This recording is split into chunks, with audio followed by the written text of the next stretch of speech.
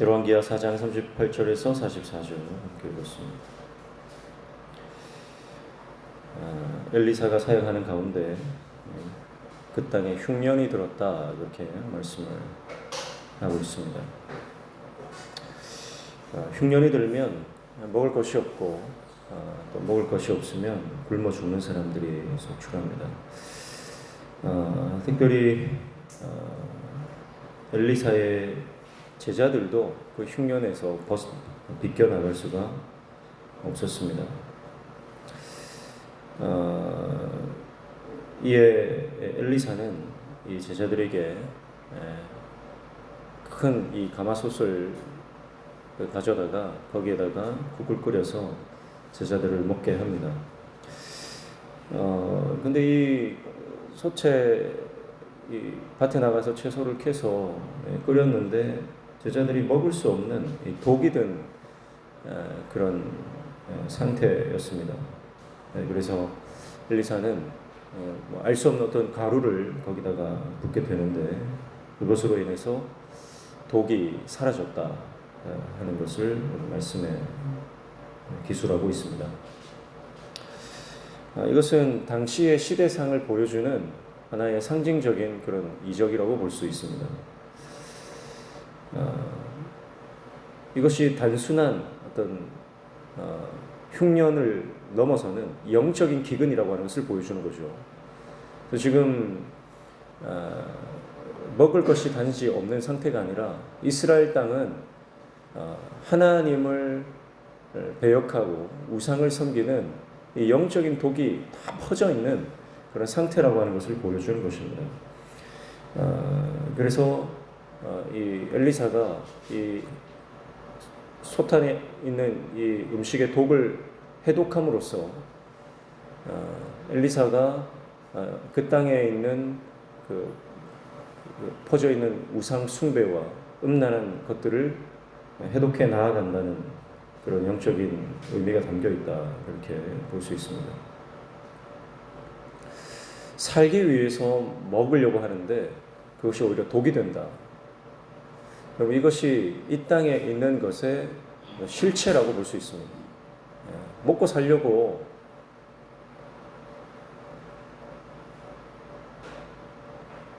어떻게든 좀 살아야 하니까 발버둥 치는데 오히려 그것이 자기들을 죽이는 독이 되더라라고 하는 것이죠. 결국 하나님만이 그들을 살리는 영적인 해독제가 되고 말씀만이 그들의 인생을 회복시키는 영적인 해독제가 된다는 것을 보여주고 있는 것입니다. 그리고 42절부터는 이 기근 가운데 하나님의 종을 섬기는 한 사람이 등장합니다. 42절에 보시면 한 사람이 바알살리사에서부터 와서 처음 만든 떡 곧 보리떡 20개와 또 자루에 담은 채소를 하나님의 사람에게 드린지라 그가 이르되 무리에게 주어 먹게 하라 그랬습니다. 먹을 것이 자기도 먹을 것이 없을 거예요.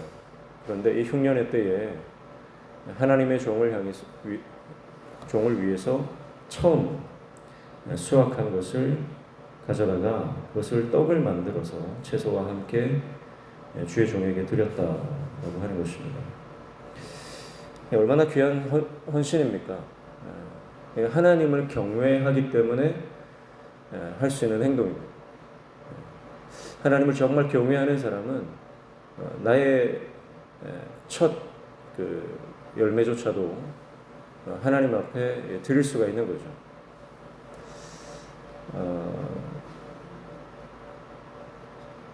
11조를 하지 못하다가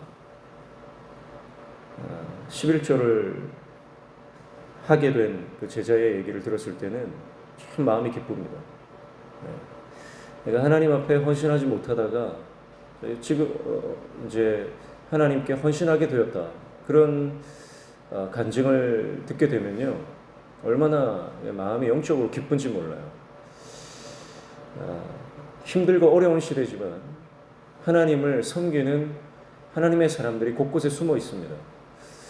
여러분, 가진 것이 많다고 하나님을 섬기는 게 아니더라고요. 오히려 하나님을 섬기는 사람들은 어려운 가운데 하나님을 섬기는 그런 것을 보게 됩니다. 결국은 믿음이라고 하는 것은 상황을 뛰어넘고 환경을 초월하는 거예요. 흉년의 때에 주의 종을 섬기기 위해서 정말 정성껏 주의 종을 섬기는 것을 보는데, 또 주의 종이 그것을 자기 혼자 먹지 않습니다. 자기 밑에 딸려있는 많은 제자들이 있잖아요. 그 제자들에게 그것을 나누어 주는 것. 이것이 얼마나 아름다운 모습입니까? 지금은 이런 주의 종을 찾아보기 참 힘든 때가 아닌가 하는 그런 생각을 합니다. 다 자기가 독식하고 자기가 다 차지하려고 하는 욕심으로 가득 차 있는 그런 진정한 목자가 아니라 사꾼들이 많은 그런 현실입니다. 엘리사는 이 보리떡 20개와 자루에 담은 채소를 무리에게 주어 먹게 합니다. 그 숫자가 100명이나 되었다. 그래서 이 사환이 게하시가 이것은 100명이 나누어 먹을 수 있는 양이 아니다, 그렇게 말을 하지만 엘리사는 하나님이 나누어 먹으면 남는 역사가 있을 것이다, 그렇게 말하면서 그들에게 주라고 하는 것입니다. 그들에게 주었더니 하나님께서 말씀하신 대로 먹고 남았다, 그렇게 말씀을 하고 있습니다. 예수님께서 빈들에서 수많은 무리들을 먹이시고 오병이어의 역사가 일어나고 먹고 남음이 있었던 것처럼 구약의 시대에 구약의 오병이어와 같은 역사가 좀 일어나고 있는 것을 보게 됩니다.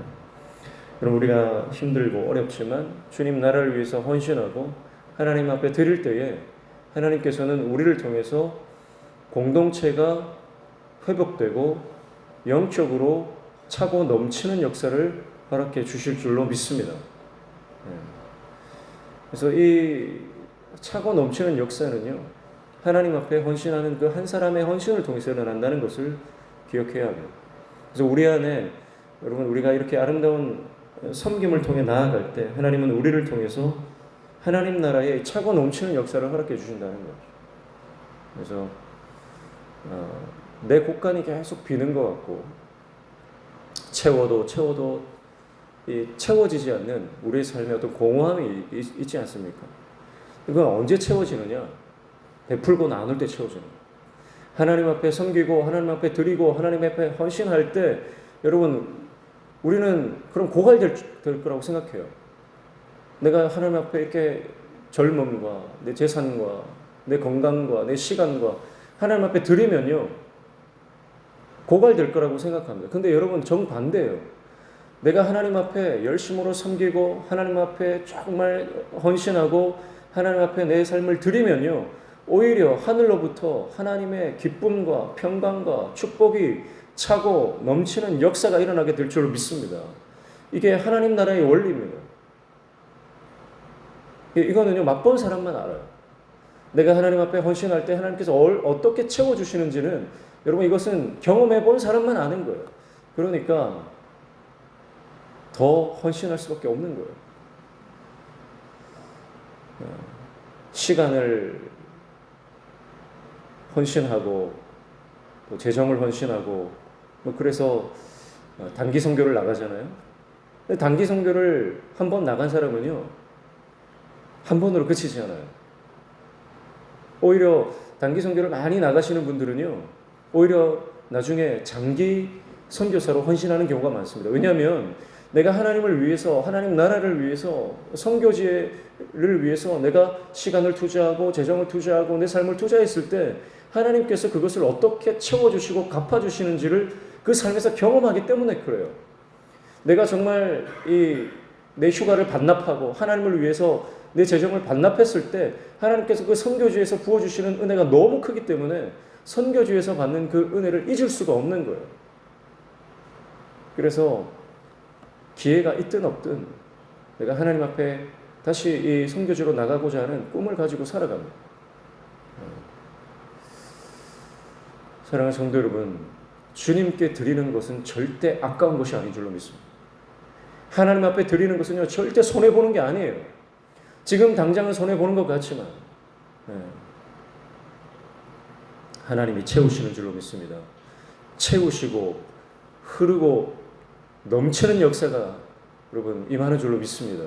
이게 하나님 나라의 법칙입니다. 근데 아까워서 움켜쥐고 손해볼까봐 벌벌 떨면요, 하나님의 역사를 경험하지 못하는 거죠. 오늘 저와 여러분의 인생 가운데 하나님 앞에 드릴 때 하나님께서 어떻게 우리의 삶을 채우시고 하늘의 기쁨으로 넘치게 하시는지 그것을 경험하는 저와 여러분의 삶이 되시기를 주님의 이름으로 축복합니다. 축복합니다. 어제 제자들이 찾아와서 잠시 교제를 나눴는데 제자 중에 한 친구가 생애 처음으로 단기 선교를 갔다 온 거예요. 생애 처음으로 단기 선교를 다녀왔는데 단기 선교를 가면서 온 가족이 이 캄보디아로 떠나는데 재정이 한 500만 원이 든다는 거예요. 근데 하나님께 헌신을 했습니다. 큰 교회를 섬기는데도 불구하고요, 이제 교회에서 지원 나오는 게 하나도 없었대요. 그런데 많은 그 갈등을 겪었지만 그러나 하나님 앞에 헌신하기로 결단하고 실제적으로 들어가는 돈이 한 500여만 원이 들어가는데 또 단기 선교를 나가는 그 기간 동안은 또 사업을 접어야 되는 거예요. 문을 닫아야 되는 거예요. 그런데 단기 선교를 마치고 들어오는데 그보다 훨씬 더 채우시는 그 계약권을 하나님 주시더라는 거예요. 여러분, 하나님께는 절대 공짜가 없는 줄로 믿습니다. 공짜가 없는 거예요. 내가 하나님 앞에 헌신하고 내가 하나님 앞에 투자하고 내가 하나님 앞에 드렸을 때 하나님은요, 내가 너를 채우리라. 내가 너에게 갚아주리라. 여러분, 엘리사를 섬기던 그 수냄 여인을 보십시오. 조건 없이, 대가 없이 주의 종을 섬길 때 주의 종의 마음이 어때요? 주의 종은 그 수냄 여인을 내가 너에게 뭘 해줄까? 여러분, 이게 하나님의 마음이라고. 하나님의 마음. 여러분, 우리가 하나님 앞에 어떻게 주님을 섬길까, 주님 앞에 어떻게 드릴까 고민하고 그렇게 헌신하면요, 하나님은 견딜 수 없는, 복을 주시고자 하는 견딜 수 없는 마음을 품으시는 분이 그분이 우리 하나님이십니다. 오늘 저와 여러분이 하나님 앞에 헌신할 때 하나님께서 우리의 삶을 더 풍성히 채우시는 역사를 경험하는 저와 여러분 되시기를 축복합니다. 이게 하나님 나라의 비밀이에요. 하나님 나라의 비밀입니다. 그래서 교회 안에서도요, 정말 기쁨으로 섬기시는 분들은 그 하나님 나라의 비밀을 알기 때문에 섬기시던 분들이 계속 섬기는 걸 봅니다. 평생을 신앙생활에도 교회만 왔다 갔다 하는 분들이 있잖아요. 헌신의 의미나 하나님 앞에 섬기는 그 기쁨을 모르시는 분들은 아무리 옆에서 등 떠밀어도요, 헌신하지 않습니다. 그러나 정말 하나님 앞에 헌신하는 그 기쁨을 아는 분들은 하나님 앞에 사람들이 또 말려도요, 헌신의 자리로 나아갑니다. 축복합니다. 오늘 저와 여러분의 인생이 하나님 앞에 헌신할 때, 하나님 앞에 우리 삶을 드릴 때 하나님이 우리 삶을 어떻게 풍성하게 채우시는지를 경험하는 저와 여러분의 삶이 되시기를 축복합니다.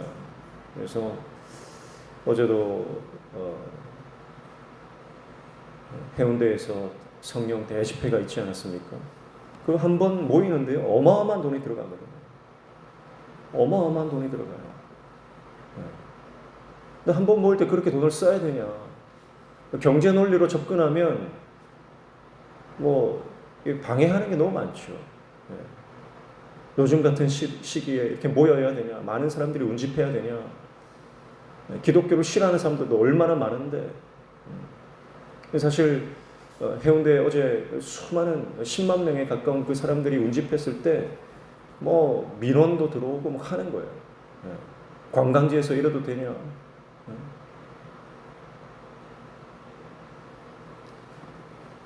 우리가 지불해야 될 대가가 많은 겁니다. 주님의 일을 할 때는요, 대가 지불 없이는 할 수 없는 거예요. 핍박 없이 할 수 없는 겁니다. 그러나 주님께서 기뻐하시는 일들을 우리가 감당할 때 여러분, 그 가운데 하나님의 역사가 일어나는 일들이 일어나는 거죠. 축복합니다. 오늘 저와 여러분이 하나님 나라를 위해서 계산하지 않고 내가 손해 보더라도 여러분 그러나 절대 손해 보는 게 아니에요. 하나님께서 반드시 역사하실 줄로 믿습니다. 오늘 하루 우리의 삶의 흉년과 같은 인생이 펼쳐지지 않습니까? 그러나 그 흉년 가운데서도 하나님의 사람 그 주위에는 그 하나님의 사람 한 사람 때문에 주위의 사람들이 먹고 사는 역사가 일어나죠. 오늘 저와 여러분이 영적인 기근 가운데 있는 우리의 이 현재의 상황 가운데 나를 통해 수많은 영혼들이 부흥을 맛보고 회복을 맛보고 하나님 나라를 맛보고 기적을 맛보는 인생이 되시기를 축복합니다. 저와 여러분을 통해서 우리 가정의 영적인 기근 가운데 있는 시대적 상황 가운데 저와 여러분을 통해서 영적인 풍성함을 누리는 역사가 우리 가정과 우리 공동체 안에 일어나시기를 주님의 이름으로 축복합니다. 엘리사 한 사람이 있기 때문에 엘리사 한 사람을 통해서 여러분 엘리사의 주위의 공동체에 하나님의 나라가 펼쳐지는 것처럼 오늘 저 여러분의 인생 가운데 그 하나님 나라가 펼쳐지는 역사가 일어나시기를 주님의 이름으로 축복합니다. 기도하겠습니다. 하나님 아버지,